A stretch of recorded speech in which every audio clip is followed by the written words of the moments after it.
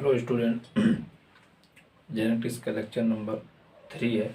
इसके पिछले लेक्चर में हम लोगों ने पढ़ा था गैमेट फार्मेशन के बारे में और 3 टर्मिनोलॉजी पढ़ा था जो बेहद इम्पॉर्टेंट है। एक सेग्रीगेशन या डिसजंक्शन या इंडिपेंडेंट असॉर्टमेंट। उसके बाद लिंकेज के बारे में थोड़ा पढ़ा था कि सेग्रीगेशन या डिसजंक्शन पढ़ा था कि separation of homologous chromosome during meiosis is called segregation. और इंडिपेंडेंट असॉर्टमेंट में इंडिपेंडेंटली असॉर्टमेंट मतलब होता है इनहेरिटेंस, किसी जीन का इंडिपेंडेंटली सेपरेट होना, उसे कहते हैं इंडिपेंडेंट असॉर्टमेंट, और उसका जीन नॉन होमोलॉगस क्रोमोसोम पे प्रेजेंट होता है।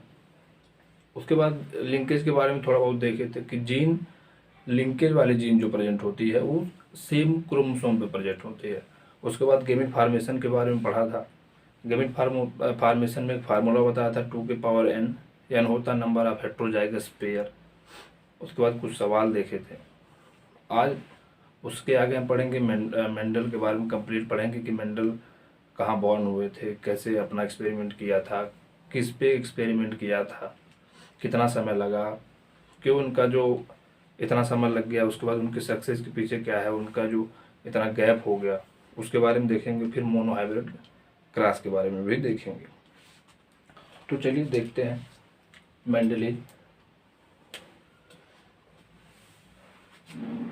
सबसे पहले इनका पूरा नाम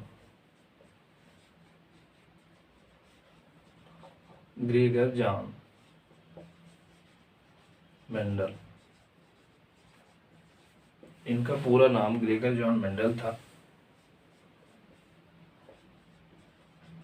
बॉर्न इन ऑस्ट्रिया, ऑस्ट्रेलिया नहीं, Austria, in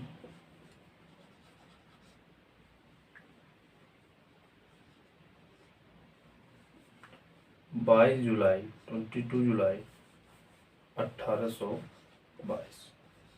okay, Gregor John Mendel इनका पूरा नाम था। बॉर्न हुए थे ऑस्ट्रिया में और जुलाई 1822। ओके, इन्होंने एक्सपेरिमेंट किया था। ही परफॉर्म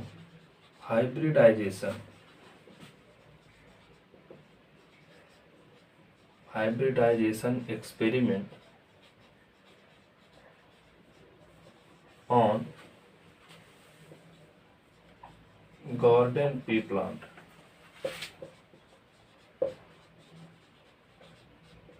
इसका नाम था scientific name Pisum sativum, Pisum sativum. और ये एक्सपेरिमेंट किए थे सन 1856 में स्टार्ट किया था और 1863 में कंप्लीट हो गया था। 1856 में वर्क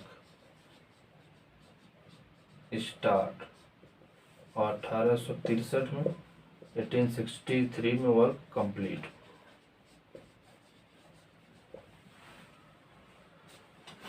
ओके, तो कंप्लीट नाम इनका ग्रेगर जॉन मेंडल था। बॉर्न हुए थे ऑस्ट्रिया में 18 जुलाई 1822 में। एक्सपेरिमेंट किया था hybridization experiment on garden pea plant.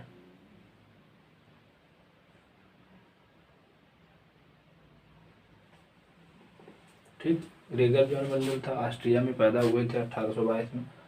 Hybridisation experiment किया था इन गार्डन पी प्लांट, जिसका साइंटिफिक नेम है पाइसम सटाइवम। 1856 में शुरू किए थे अपने काम को, 1863 में कंप्लीट हो गया था। टोटल 7 ईयर लगे थे इनके, टोटल 7 ईयर्स। और इस चर्च में एज ए पादरी काम करते हैं, मॉन्क्स वर्क चर्च में पादरी का काम करते हैं। ठीक, 3 पॉइंट हो गए, इतना देखिए। अच्छा, हाइब्रिडाइजेशन एक्सपेरिमेंट जब उन्होंने स्टार्ट किया 1856 में, कंप्लीट किए 63 में, और अपने ये रिसर्च पेपर को एक जर्नल्स में पब्लिश किए इन 1865 में। Work published in 1865।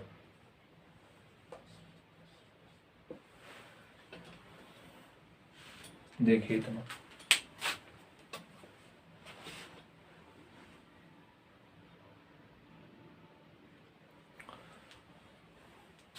ओके, फिर एक बार देखिए, कंप्लीट नाम था ग्रेगर जॉन मेंडल। पैदा हुए थे ऑस्ट्रिया में 22 जुलाई 1862 में। गार्डन पे प्लांट पे एक एक्सपेरिमेंट की जिसे कहते हैं हाइब्रिडाइजेशन एक्सपेरिमेंट। 1856 में इनिशिएट किया अपने काम को, 1863 में कंप्लीट कर लिए। टोटल 7 ईयर्स लगे। फिर 2 साल बाद अपने रिसर्च पेपर को, अपने एक्सपेरिमेंट को एक लोकल एरिया या लोकल मैगजीन में पब्लिश कराया 1865 में, 1865 में। पब्लिश कराने पर उनके रिसर्च पेपर को लोगों ने उतना नहीं पढ़ा, क्योंकि उनके जो रिसर्च पेपर में थे वो बायोलॉजी में सबसे ज़्यादा मैथमेटिक्स यूज किए थे, बायोलॉजी में गणित का ज़्यादा प्रयोग किए थे, इसलिए उनके रिसर्च पेपर को ज़्यादातर वैज्ञानिक समझ नहीं पाते थे। ओके, तो 1865 में पब्लिश कराया था। और एक चीज़ और था रीजन क्यों उतना नहीं ध्यान दिया। उस समय ओरिजिन ऑफ इवोल्यूशन के समय एक साइंटिस्ट थे डार्विन, उन्होंने अपनी एक बुक लॉन्च की थी या बुक लिखी थी, origin of species bye means a natural selection. तो ज़्यादातर साइंटिस्ट उस बुक को पढ़ने में लीन थे, इसलिए इनके रिसर्च पेपर को ज़्यादा पढ़ नहीं पाए लोग और समझ भी नहीं पाए। गणित का ज़्यादा, मैथमेटिक्स का ज़्यादा ही उपयोग करते हैं, एनसीईआरटी लिखते हैं। इधर हम देखिए,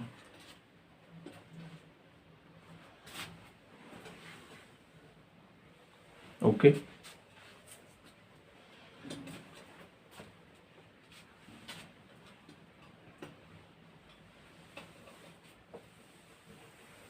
अपने रिसर्च पेपर को 1865 में एक लोकल जर्नल्स या लोकल मैगजीन में पब्लिश कराया 1865 में, लेकिन लोग उनके रिसर्च पेपर को समझ नहीं पाए।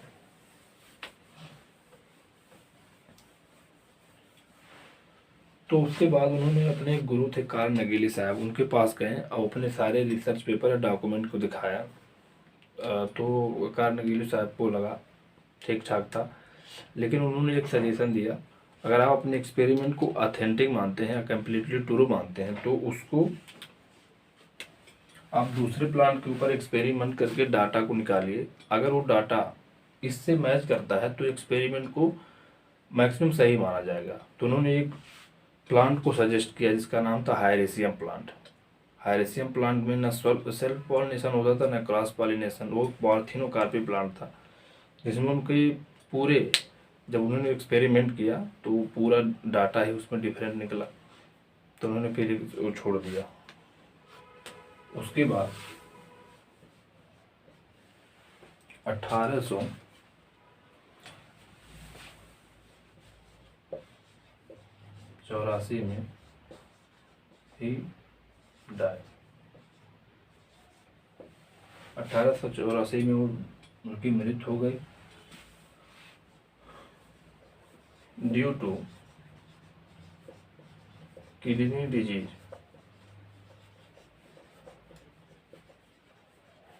1884 में वो डाई कर गए ड्यू टू किडनी डिजीज, और वो डिजीज का नाम था, पूछा जाता है, ब्राइट्स डिजीज। डिजीज का नाम है ब्राइट्स डिजीज। ओके, इनके डेथ के 16 साल बाद, 16 ईयर्स आफ्टर, 1884 में इनकी मृत्यु हुई, उसके 16 साल बाद मतलब 1900 ईस्वी में,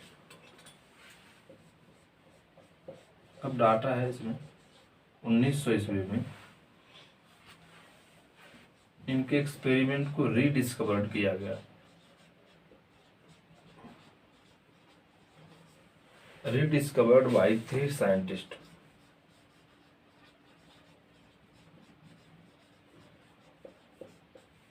ये तीनों साइंटिस्ट वर्क इंडिपेंडेंटली,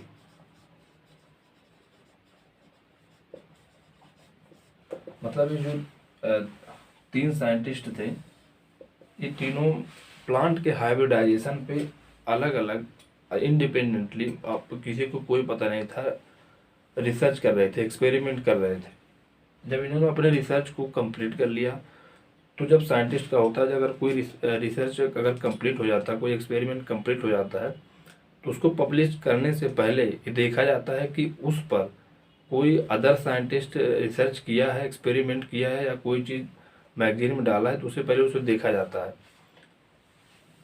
तब इन्होंने अगर देखा तो देखा कि 1865 में किसी साइंटिस्ट ने, मेंडल ने पब्लिश किया था, तो उन्होंने फिर से उस एक्सपेरिमेंट को रीडिस्कवर किया, रीडिस्कवर्ड बाय 3 साइंटिस्ट, और वो साइंटिस्ट के नेम थे सबसे पहले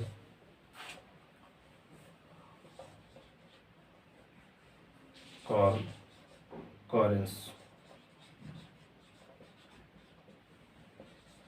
दूसरा ह्यूगो डी व्रीज, तीसरा टीजर मार्क। पहले साइंटिस्ट थे Carl Correns, Hugo de Vries, उसके बाद टीजर मार्क। जो कार्ल कॉरेंस थे वो जर्मनी से थे,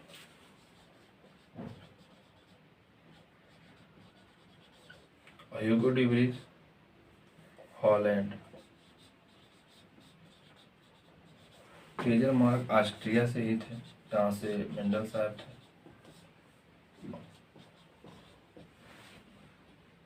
कार्ल कॉरेंस एक्सपेरिमेंट किए थे, एक्सपेरिमेंट ऑन मेज प्लांट, मक्के पर।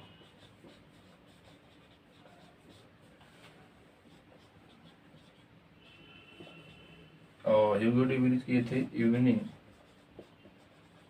प्राइम रोज, इवोल्यूशन में बताए थे प्राइम रोज। जबकि टीजर मार्क की एक्सपेरिमेंट की डिफरेंट फ्लावरिंग प्लांट। इतना नोट करिए, एक बार समराइज करते हैं। अपने काम को पब्लिश करने के बाद 1865 में किसी ने इनके रिसर्च पेपर को नहीं समझ पाए, कोई साइंटिस्ट नहीं समझ पाया, गणित का उपयोग किए थे। उसके बाद मेंडल साहब का 1884 में निधन हो जाता है, डेथ कर जाते हैं। उनके डेथ के 16 साल बाद, इन 16 ईयर्स, आफ्टर 16 ईयर्स, 3 साइंटिस्ट थे, उन्होंने उनके एक्सपेरिमेंट को रीडिस्कवर किया था, और उन तीनों ने इंडिपेंडेंटली अपना काम किया था। उसके बाद आपस में इकट्ठा हुए थे, जिसका नाम था Carl Correns, Hugo de Vries और टीजर मार्क। कार्ल कॉरेंस जो थे वो जर्मनी के थे, ह्यूगो डी व्रीज हॉलैंड के थे, और टीजर मार्क ऑस्ट्रिया के थे। कार्ल कॉरेंस एक्सपेरिमेंट किया था मेज प्लांट के ऊपर, और Hugo de Vries unique primaries के ऊपर, और टीजर मार्क किए थे डिफरेंट फ्लावरिंग प्लांट के ऊपर एक्सपेरिमेंट किए थे। ठीक, तो ये भी पूछा जाता है 1900 में। यार ये बहुत गिरता है। ये भी पूछा जाता है 1900 में रीडिस्कवरी हुई, 1864 में डेथ किए थे, किस डिजीज का? ब्राइट से डिजीज। देखिए इतना। अच्छा एक चीज हो, 1884 से 1900 में रीडिस्कवरी हुई, तीनों साइंटिस्ट मिलकर रीडिस्कवर किए, और उनके एक्सपेरिमेंट को दोबारा पब्लिश कराया एक अच्छे जर्नल में, अच्छे मैगजीन में, जो पूरे वर्ल्ड में लोग पढ़ते हैं। 1903 में जिस मैगजीन का नाम था फ्लोरा, इसमें पब्लिश कराया। और ये कराए थे, इसको कराए थे कार्ल कॉरेंस, नहीं ह्यूगो डी व्रीज कराए थे, ह्यूगो डी व्रीज। ह्यूगो डी व्रीज ने मेंडल के एक्सपेरिमेंट को या रिसर्च को दोबारा से रीपब्लिश कराया 1903 में फ्लोरा मैगजीन। इतना देखिए।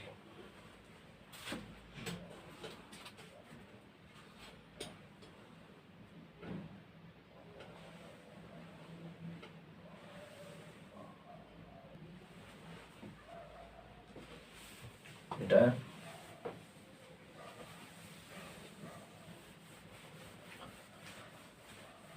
इस प्रकार से दोबारा रिपब्लिश किया गया है 1903 ईस्वी में ह्यूगो डी व्रीज द्वारा फ्लोरा मैगजीन में। 3 साइंटिस्ट मिलकर कराए थे, Carl Correns, Hugo de Vries, Tschermak, 1900 ईस्वी में। और जो इन्होंने काम किया था इंडिपेंडेंटली। अब क्या रीजन थे कि इनको, क्या एनसीईआरटी भी लिखती है, क्या रीजन थे इनके काम को इतना अनरिकॉग्नाइज किया गया, पहचान नहीं मिली? Reason for unrecognization Mendel work.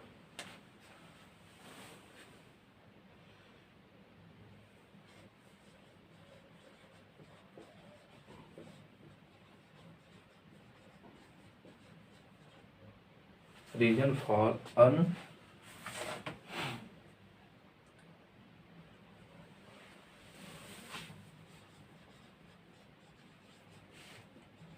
Of Mendel work. क्या रीजन थे मेंडल के काम को उतनी पहचान नहीं मिली? पहला, कम्युनिकेशन वाज नॉट इजी। उस समय जो कम्युनिकेशन के सिस्टम थे उतने ज़्यादा डेवलप नहीं थे।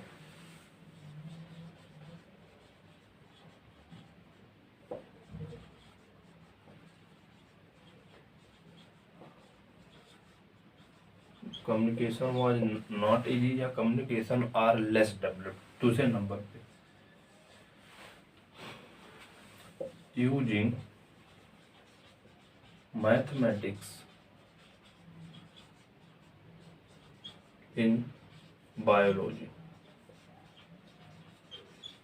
बायोलॉजी में गणित का प्रयोग, मैथमेटिक्स का प्रयोग किए है, इसलिए लोगों को समझ में आता।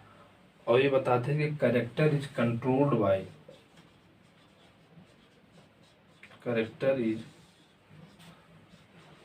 Controlled by A factor. ये बताते थे कि character is controlled by factor, और ये फैक्टर स्टेबल होते हैं और डिस्क्रीट होते हैं। डिस्क्रीट मतलब डू नॉट ब्लेंड, कोई मिक्सिंग नहीं शो करते हैं। Character is controlled by factor, जिसे आज के डेट में now it is called gene. उस समय नहीं पता था, आज के डेट में इसे हम जीन कहते हैं।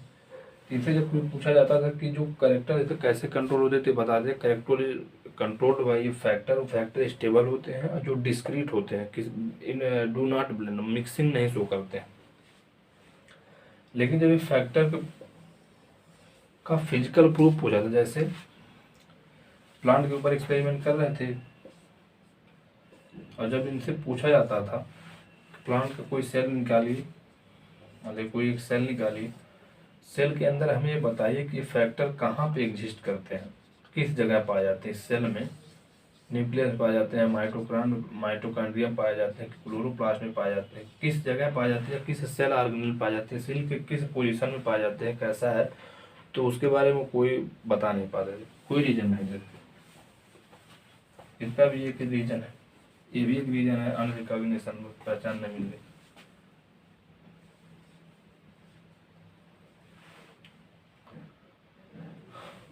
तो नाउ आज के डेट में इसी फैक्टर को जीन कहते हैं। इस फैक्टर के बारे में कोई फिजिकल प्रूफ नहीं देते, could not give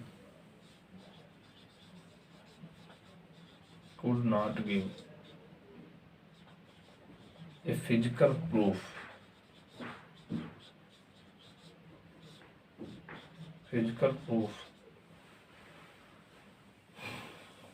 could not give a physical proof for existence of this factor। इस फैक्टर का कोई फिजिकल प्रूफ नहीं देते थे।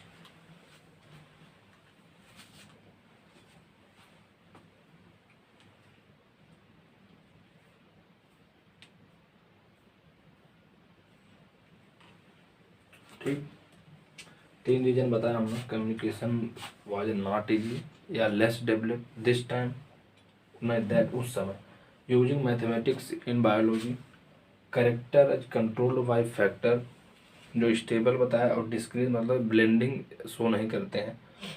और आज के डेट में इसी फैक्टर को जीन कहा जाता है, लेकिन इस फैक्टर का कोई फिजिकल प्रूफ नहीं दे, could not give a physical proof of this factor. देखिए इतना।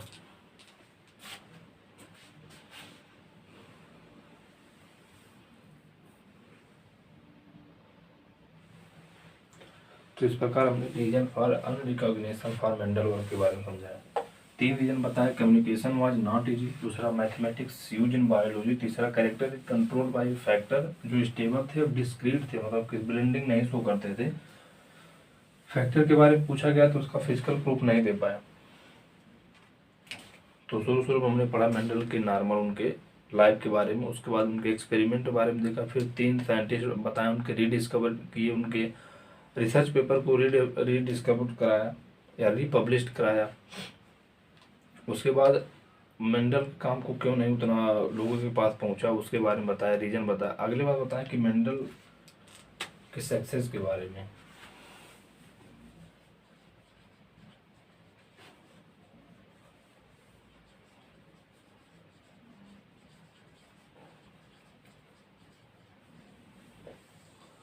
रीजन ऑफ मेंडल सक्सेस, पहला क्या रीजन है देखते हैं। इनहेरिटेंस ऑफ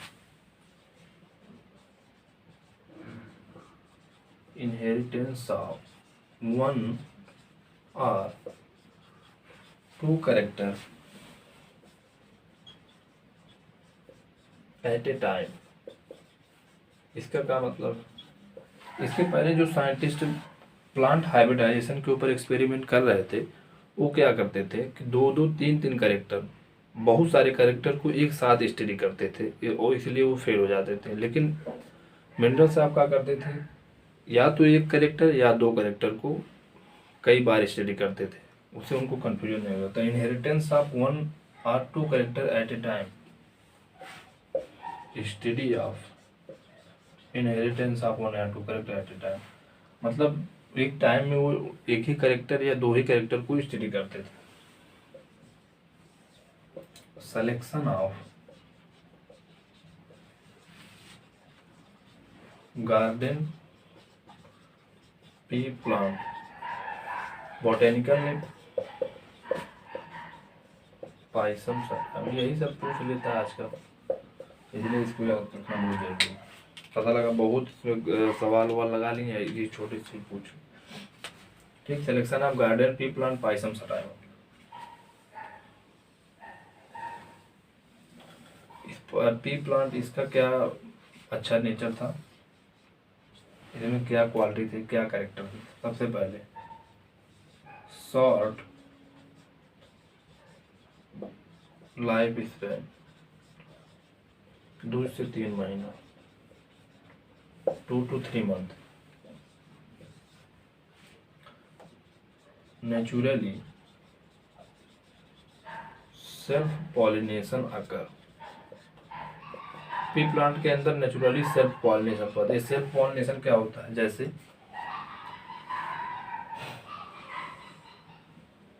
यह प्लांट पे प्रेजेंट है एंथर, इस सेक्सुअल रिप्रोडक्शन फ्लावरिंग प्लांट में अच्छे से पढ़ेंगे, इतना तो समझ में आता होगा। ये एंथर और ये है ओव्यूल,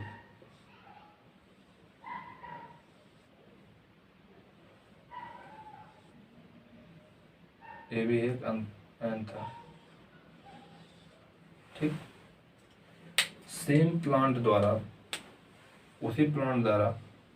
उसी के पॉलन ग्रेन से ओव्यूल को फर्टाइल करना, ओव्यूल को फर्टाइल करना, फर्टिलाइजेशन में पार्टिसिपेट करना, सेल्फ पॉलिनेशन। उसी प्लांट का एंथर हो, मतलब उसी प्लांट का पॉलन ग्रेन हो, उसी प्लांट का ओव्यूल हो, और दोनों के अंदर अगर फर्टिलाइजेशन हो तो सेल्फ पॉलिनेशन। अगर दूसरे प्लांट का पॉलन ग्रेन हो, मान लो यहाँ दूसरा प्लांट है, उसी स्पीशीज का दूसरा प्लांट, उसके पास एक पॉलन ग्रेन है और इसके द्वारा इस पे फर्टिलाइजेशन कहा है, इसे क्रॉस पॉलिनेशन कहते हैं, और उसी प्लांट का पॉलन ग्रेन है और उसी प्लांट का ओव्यूल हो तो उसे सेल्फ पॉलिनेशन। तो नेचुरली सेल्फ पॉलिनेशन पाया जाता था पी प्लांट के अंदर। आ गया सेल्फ पॉलिनेशन। तीसरा, पहले होता है शॉर्ट लाइफ स्पेन, 2 से 3 महीना, नेचुरली सेल्फ पॉलिनेशन। आर्टिफिशियली इसमें हम क्रॉस पॉलिनेशन करा सकते हैं। आर्टिफिशियली हम इसमें क्रॉस पॉलिनेशन करा सकते हैं। ओके,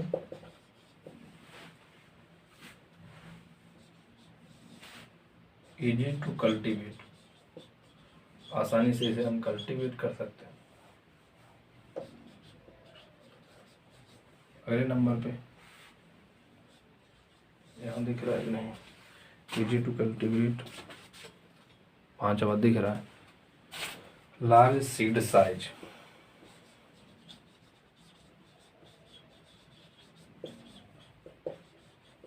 इतना रीजन है, एट ए टाइम वो 1 करेक्टर या 2 करेक्टर को स्टडी करते थे। दूसरे नंबर पे पी प्लांट का सेलेक्ट किया था, क्योंकि ये बहुत छोटा लाइफ स्पेन रखते हैं, क्योंकि जनरेशन आफ्टर जनरेशन जल्दी देखने को मिलता है ना। उसके बाद उसके अंदर नेचुरली सेल्फ पॉलिनेशन होता है, आर्टिफिशियली क्रॉस पॉलिनेशन होता है, उसे आसानी से कल्टीवेट किया जा सकता है, लार्ज सीड साइज होता है। और इसके अंदर लास्ट रीजन है मेनी कॉन्ट्रास्टिंग करेक्टर पाया जाता है।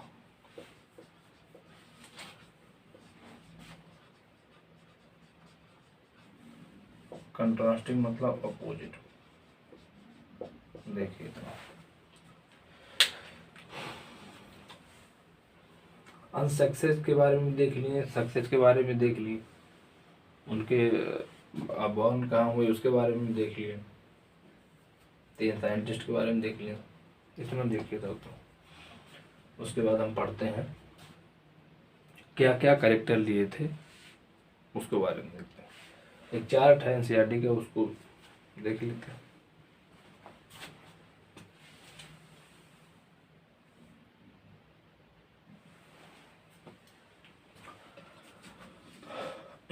तो मेंडल ने अपने सक्सेस और फेलियर का पूरा रीजन बताया, एनसीईआरटी ने भी अच्छे से लिखा है, हमने बताया। और फिर उन्होंने स्टडी की 7 करेक्टर पे और 14 ट्रेट पर, एग्जैक्टली एनसीईआरटी से हमने पूरा लिख दिया। अब डोमिनेंट ट्रेट और रिसेसिव ट्रेट सिर्फ लिखना है। 7 करेक्टर क्या क्या थे, स्टेम की हाइट थी, जिसे लेंथ ऑफ प्लांट कहते हैं, दूसरा flower position, flower colour, pod shape, pod colour, seed colour, seed shape. 7 character थे जिसमें 14 ट्रेट थे। देखते हैं क्या कहते हैं।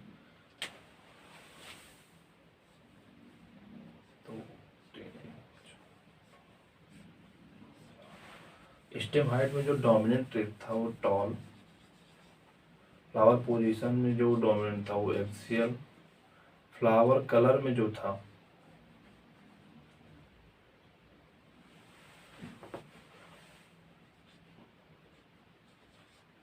वायलेट, पॉड शेप इनफ्लेटेंट,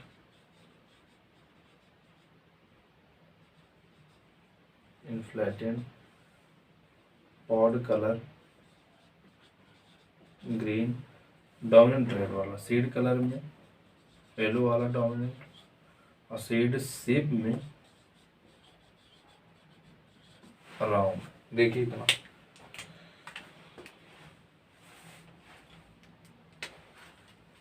अगले नंबर पे जो रिसेसिव ट्रेट है स्टेम हाइट में वो है डॉर्फ, सब एनसीईआरटी में दिया है। Flower position terminal, flower colour में वाइट, जो रिसेसिव ट्रेट में, पॉड शेप में इन्फ्लेटेड, एक कॉन्स्ट्रैक्टेड पिचकी हुई, ग्रीन, इसमें येलो, और इसमें येलो, इसमें ग्रीन, इसमें राउंड, इसमें रिंकल। ठीक, देखिए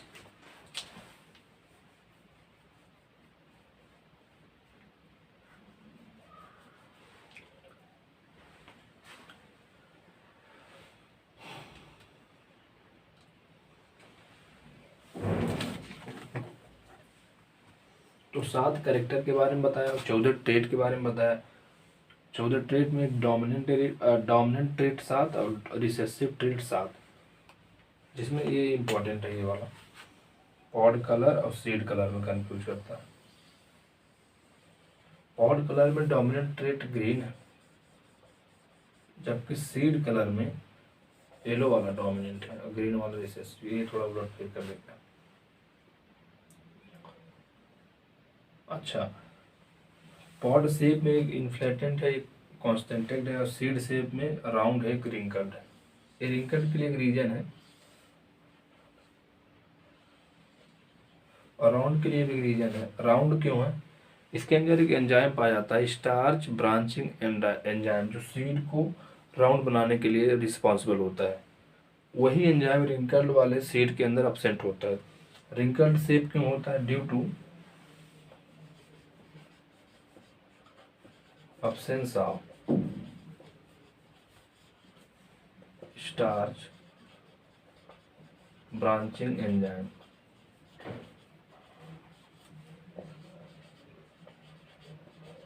इसी के कारण सीड का जो शेप है एक रिंकल्ड होता है, जो कि रिसेसिव ट्रेट। देखिए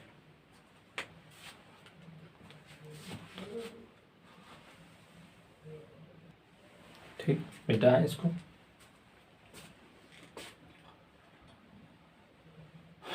फ्लावर के दो करेक्टर, पॉड के दो करेक्टर, सीड के दो करेक्टर, स्टेम वाला अलग है। मतलब दो दो करेक्टर, एक दो फ्लावर, दो पॉड, दो सीड।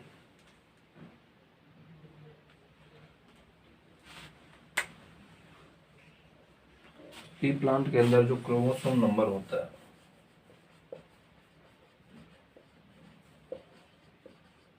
14, जैसे ह्यूमन के अंदर 2n बराबर 46 क्रोमोसोम, 2n बराबर 14। अब इस कैरेक्टर को हम क्रोमोसोम पे लेकर बताएं कि भी उसके बारे में कुछ बताना है, तो इतना देखिए तो फिर बताते हैं। मिटाएं, चलिए देखते हैं। उन्होंने बताया क्रोमोसोम 2n बराबर 14 पी प्लांट के अंदर। चलिए देखते हैं। 1 2 3 4 5 6 7, ऐसे ऐसे इसका होमोलॉगस वाला भी होगा 7। 3 4 5 6 7।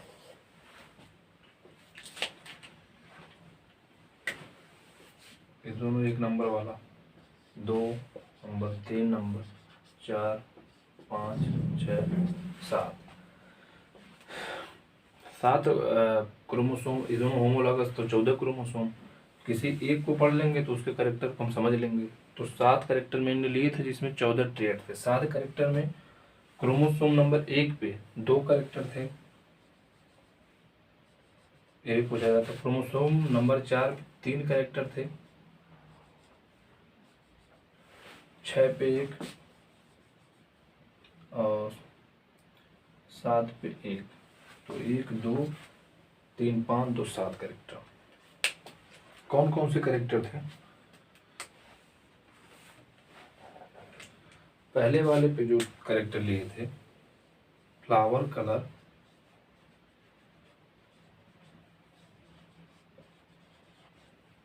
और एक था सीड कलर। पहले वाले पे फ्लावर कलर और सीड कलर। दूसरे वाले पे फ्लावर पोजीशन, फ्लावर पोजीशन,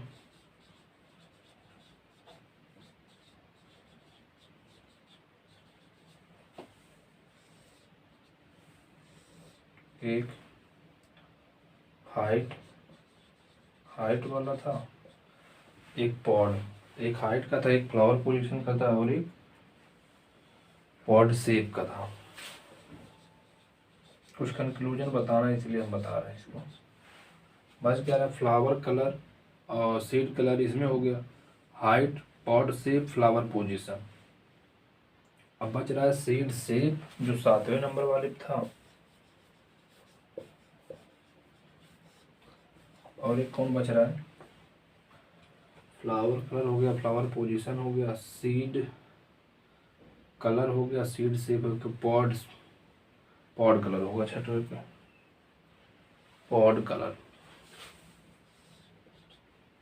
तो पॉड का कलर ये क्यों बता रहे, अभी सब समझ में आ जाएगा। तो 7वें नंबर किस किस कैरेक्टर वाले क्रोमोसोम के लिए? 1 नंबर वाले क्रोमोसोम को, 4 नंबर वाले, 6 नंबर वाले, 7 नंबर वाले क्रोमोसोम के लिए थे।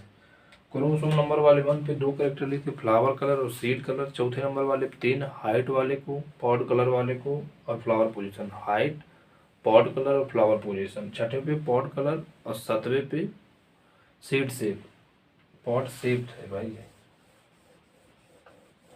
चौथे वाले 3, हाइट वाला, पॉड शेप और फ्लावर का पोजीशन, जबकि फ्लावर कलर पहले वाले पे और जो सीड कलर पहले वाले पे, सीड शेप 7वें वाले पे। देखिए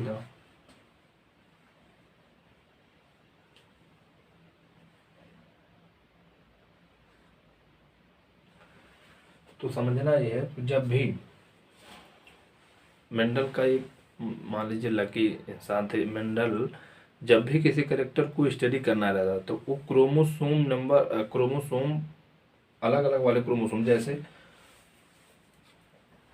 उनको सीड शेप का स्टडी करना, तो क्रोमोसोम नंबर 7 पे यही स्टडी किए थे ज़्यादा।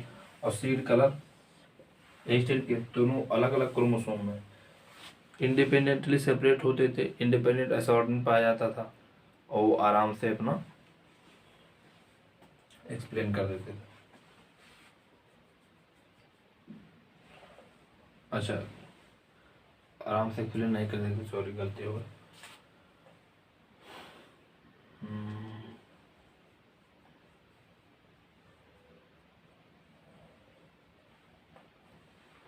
अलग अलग क्रोमोसोम में प्रेजेंट अलग अलग कैरेक्टर को अलग अलग जो कैरेक्टर प्रेजेंट है, जैसे क्रोमोसोम नंबर 1 पे, क्रोमोसोम नंबर 7 पे, इसमें जो अलग अलग कैरेक्टर थे उन्हीं को मेंडल उठाते थे और उनका हर बार जब भी कैरेक्टर अलग अलग कैरेक्टर लेते तो क्रोमोसोम नंबर, जैसे फ्लावर कलर लिए तो एक पॉड कलर ले लिए, एक सीड कलर लिए तो एक फ्लावर पोजीशन लिए, मतलब जो भी कैरेक्टर लेते थे अलग अलग क्रोमोसोम पे प्रेजेंट, तो उससे उससे क्या होता था, उनका जो रेशियो आता था वो चेंज नहीं होता था। अगर अगर ये दो कैरेक्टर को एक ही वाले क्रोमोसोम पे ले, जैसे हाइट का भी इसी 4वें नंबर वाले क्रोमोसोम पे था, और पॉड शेप अगर इसको ले लेते हैं तो इंडिपेंडेंट असॉर्टमेंट को एक्सप्लेन नहीं कर पाते कभी भी। क्यों? क्योंकि gene present on same chromosome वो तो लिंकेज शो करने लगता, gene present on same chromosome linkage show करता।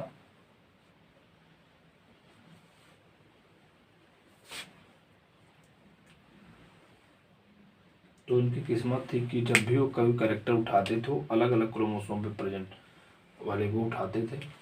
उनको इतना पता नहीं था पॉड कलर सीड से, ठीक। अब इनकी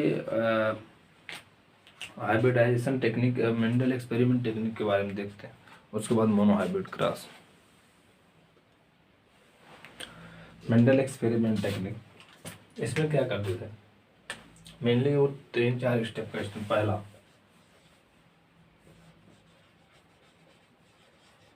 फॉर्मेशन ऑफ ट्रू ब्रीडिंग या प्योर लाइन बाय, या तो ट्रू ब्रीडिंग बनाते थे या प्योर लाइन। प्योर लाइन का मतलब होमोजाइगस।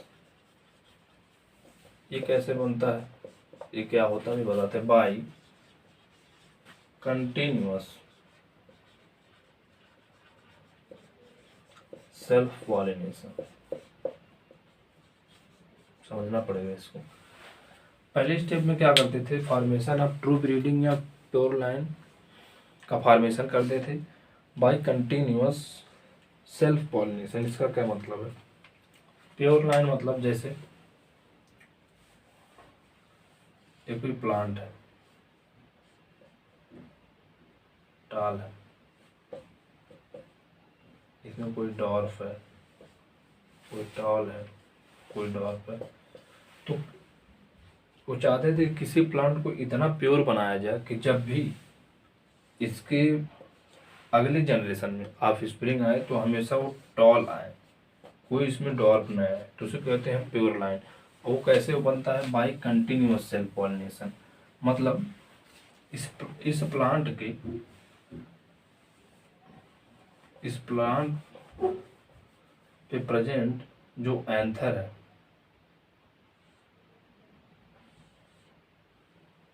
इस प्लांट के एंथर पे प्रेजेंट ओव्यूल को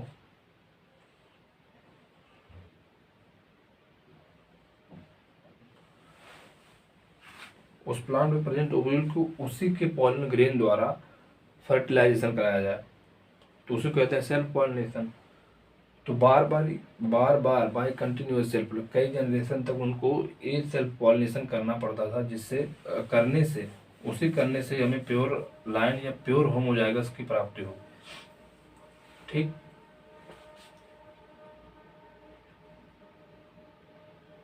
तो ऐसे आता था, सेल्फ पॉलिनेशन कराते थे, उसके बाद नया जनरेशन देखते तो उसमें जब कोई टाल आता था उसको निकाल देते थे और उस पर फिर सेल्फ पॉलिनेशन कराते थे, फिर आगे देखते थे, फिर उसमें कोई टाल आ रहा है, डॉर्फ वाले को एलिमिनेट कर देते थे और टाल वाले को रख देते।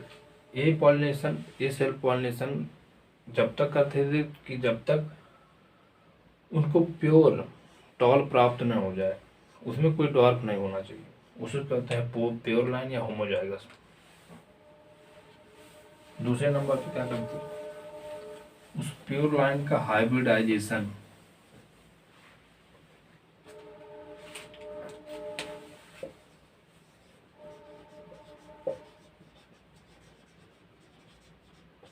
Hybridisation of pure line. तीसरा, इमैस्कुलेशन। चौथा, बैगिंग।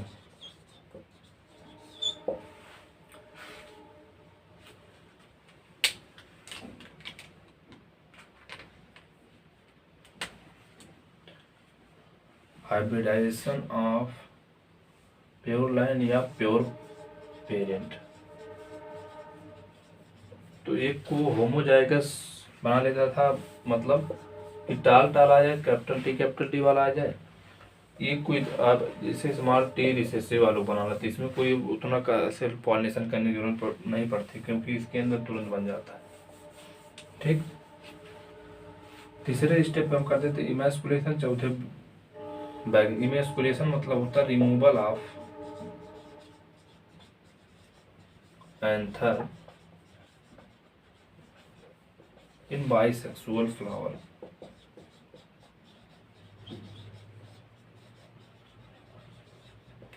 इसका क्या मतलब है, removal of anther in bisexual flower.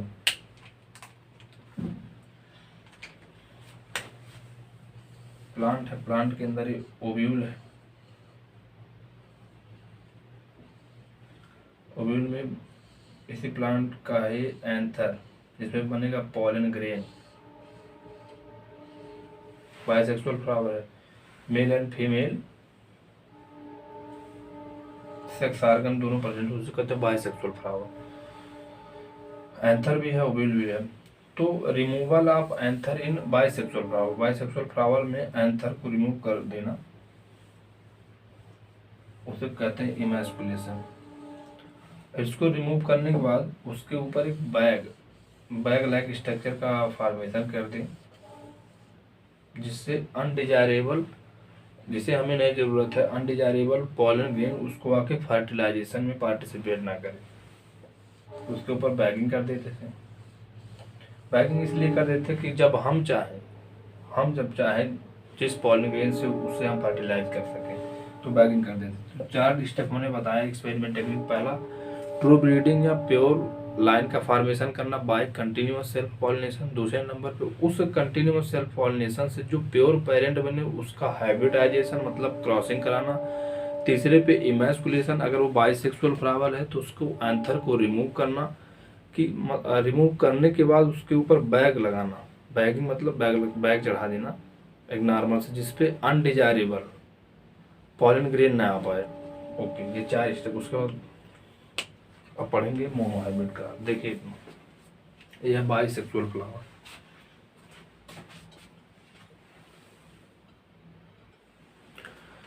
तो चलते हैं मोनोहाइब्रिड क्लास को पढ़ते हैं।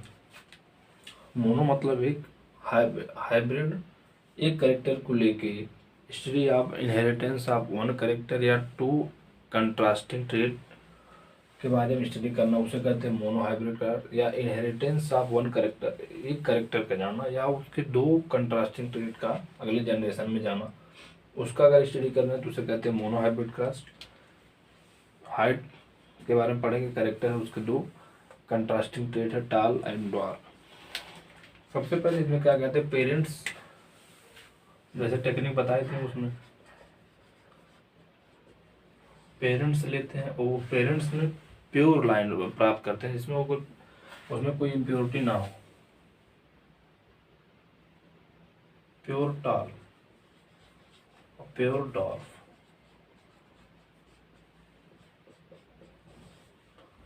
ठीक, अब इसके अंदर करते हैं गैमेट का फॉर्मेशन। होमोजाइगस है, कल हम आपको बताए थे होमोजाइगस हो तो एक लाइन खींचते हैं, उस पर एक लिख देते हैं, यही ना। तो इस पे बनेगा एक, इस पे भी होमोजाइगस तो बनेगा एक। उसके बाद इसका होगा फर्टिलाइजेशन, बनेगा टी कैपिटल टी, और ये होगा ऑल टाल। इसे कहते हैं first failure generation, F1 generation. फिर इसका करेंगे हम सेल्फिंग,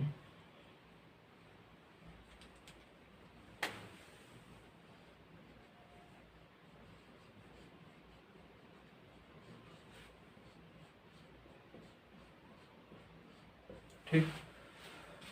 इसमें गेमेट का फॉर्मेशन करेंगे तो टू टाइप्स के गेमेट बनेंगे, हेट्रोजाइगस तो 2 की पावर n निकाले थे ना, तो 2 की पावर n, और हेट्रोजाइगस पेयर 1 है तो 2 की पावर 1 बराबर 2।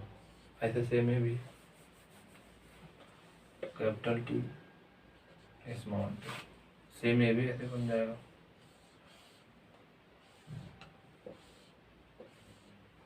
Capital T small T.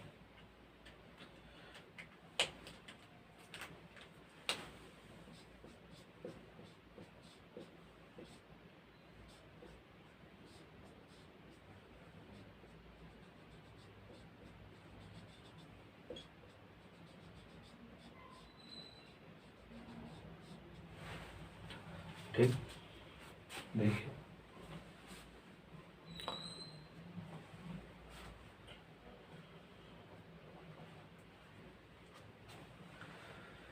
ये है गेमेट्स,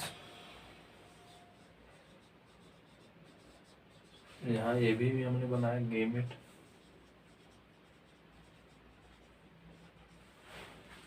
ये क्या बनाया, एक साइंटिस्ट थे जिनका नाम था रिग्नाल्ड सी पुनेट, उन्होंने एक स्क्वायर बनाया जिसे कहते हैं पुनेट स्क्वायर।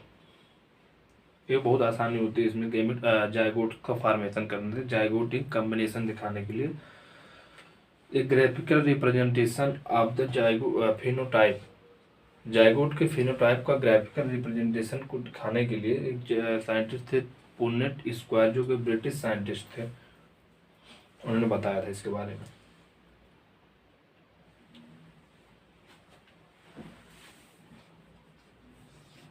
के अंदर फिनोटाइपिक रेशियो, दूसरा जीनोटाइपिक रेशियो,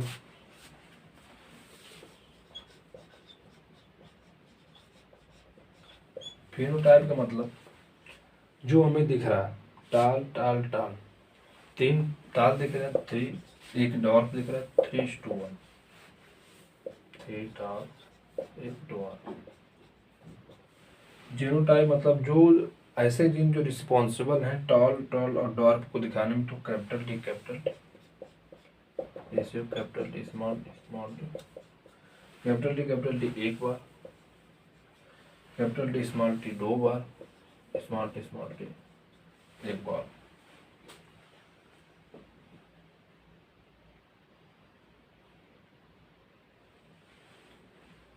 अगर टाइप्स ऑफ इस सब में काम करेगा, टाइप्स ऑफ फिनोटाइप निकालना, टाइप ऑफ फिनोटाइप 2 की पावर n, मतलब यहाँ पे देखेंगे 2 की पावर n में हेट्रोजाइगस पेयर कितने हैं, एक, दो बन भी रहे टॉल और टॉल। चौथा, टाइप ऑफ जीनोटाइप, ये निकालते हैं 3 की power n। Heterozygous pair 1, 3 genotype भी दिखे हैं capital T। Number of zygotic combination, number of zygote अगर निकालना है तो 4 की पावर n, और n बराबर number of heterozygous pair, 4 zygotic combination 4 आ भी रहे। इसमें अगर हम पूछे इम्प्योर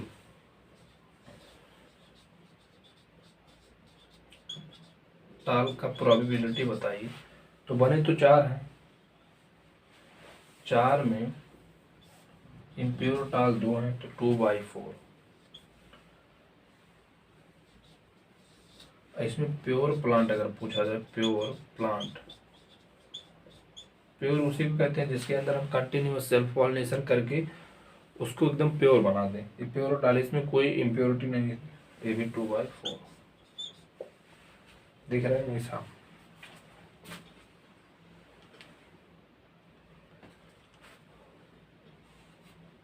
नीचे नहीं दिख रहा, ये है प्योर प्लांट।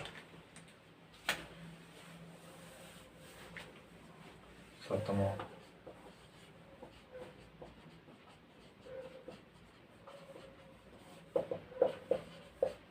जो पूरा प्योर हो, प्योर है, इसके अंदर तो इम्प्योरिटी है।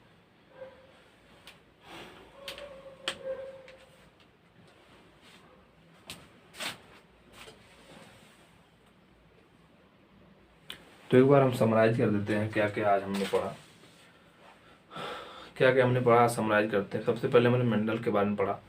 उनका बॉर्न ऑस्ट्रिया में हुआ 22 जुलाई 1822 में। उसके बाद वो चर्च में पादरी के रूप में काम करने, उन्होंने हाइब्रिडाइजेशन एक्सपेरिमेंट किया, 1856 में स्टार्ट किया था, 1863 में उन्होंने कंप्लीट कर दिया, 7 साल लगे। उसके बाद 1865 में उन्होंने अपने रिसर्च को पब्लिश कराया। पब्लिश कराने के बाद देखा कि उनके रिसर्च को लोग समझ ही नहीं पा रहे थे, जितने साइंटिस्ट थे। और उसके बाद क्यों नहीं समझ पा रहे थे, बहुत लोकल मैगजीन में उन्होंने छपवाया था। उसके बाद 1884 में उनकी डेथ हो जाती है, किडनी डिजीज, जिसे ब्राइट्स डिजीज कहते हैं। फिर उनके डिस्कवरी को रीडिस्कवर किया गया 1900 में, 3 साइंटिस्ट मिल 1900 में रीडिस्कवर किया गया, जिसमें 3 साइंटिस्ट उसमें थे, कॉल कॉर्नेस, ह्यूगो डी ब्रिज और टीजर मार्क। कॉल कॉर्नेस हॉलैंड, ठीक, कॉल कॉर्नेस जो ह्यूगो डी ब्रिज थे वो हॉलैंड के थे, और टीजर मार्क जो थे ऑस्ट्रिया के थे और पोलैंड के थे। ठीक, इन्होंने अलग अलग पे प्लांट के, जैसे मेज प्लांट के अंदर मेज पे किए थे डिस्कवरी, पहले वो करते। उसके बाद डिफरेंट फ्लावर के ऊपर टीजर मार्क किए थे। तो ऐसे ऐसे करके हमने पढ़ा। फिर क्या ऐसे रीजन थे जिनके उनको अनरिकॉग्नाइज्ड नहीं पहचान मिल पाई मेंडल साहब को, तो उस समय कम्युनिकेशन वर नॉट इजी, मतलब लेस डेवलप थे। दूसरा, वो जो बता रहे थे कि character is controlled by factor, लेकिन वो फैक्टर कहाँ पे एग्जिस्ट करते हैं उनका फिजिकल प्रूफ नहीं बता पा रहे थे, और बायोलॉजी के अंदर मैथ का ज़्यादा प्रयोग कर दिए थे। ठीक, अगले नंबर पे क्या सक्सेस थे, एक ही टाइम में वो एक ही करेक्टर को रीड करते थे, एक या 2 करेक्टर को। उस दूसरे नंबर पर उन्होंने गार्डन पे प्लांट को सेलेक्ट किया था जिसका लाइफ स्पेन बहुत छोटा था, इजी उसे कल्टीवेट कर सकते थे, सीड का लार्ज साइज था। ठीक, उसके अंदर नेचुरली सेल्फ पॉलिनेशन होता था, इतना सब देखे था। उसके बाद हमने मोनो हाइब्रिड क्रॉस के बारे में देखा। अच्छा, 7 करेक्टर, उसके बाद 14 कंट्रास्टिंग ट्रेड के बारे में पढ़ा, पूरा चार्ट बताया। उसके बाद टेक्निक बताया, प्योर लाइन प्राप्त करना, फिर उसका हाइब्रिडाइजेशन मतलब क्रॉस कराना, फिर इमैस्कुलेशन, फिर बैगिंग, उसके बाद मोनो हाइब्रिड क्रॉस ये आपके पास है। फिर अगले नेक्स्ट लेक्चर में हमने पढ़ेंगे डाई हाइब्रिड क्रॉस। उसके बाद डाई हाइब्रिड क्रॉस पढ़ने के बाद मोनो हाइब्रिड और डाई हाइब्रिड के क्रॉस अगले सेपरेट लेक्चर में उनके क्वेश्चन को करवा देंगे। ओके।